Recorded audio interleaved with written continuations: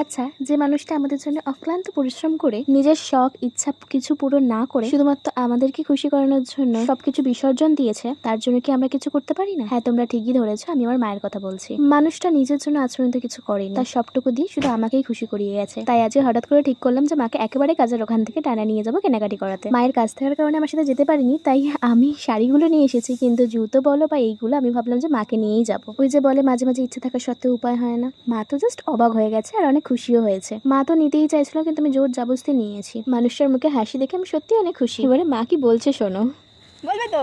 হ্যাঁ, কি বলছিলে বলো। একটু ভালোভাবে চল। হ্যাঁ, তারপরে কি বলে? এরকম কোনোদিন মার্কেটিং করিনি রে মা। লাইফের প্রথম আছে, তুমি জন্মের পর থেকে দেখে আসছো, তুমি এরকম মার্কেটিং জীবনে করো না, নিজের জন্য করো না, আমাকে করে দাও। কতটা খুশি তুমি? আমার মেয়ের জন্য তুমি কতটা খুশি বলো দেখি। কতটা খুশি? অনেক খুশি হয়েছি। অনেক খুশি হয়েছো? হ্যাঁ, আনন্দ। আমি আনন্দ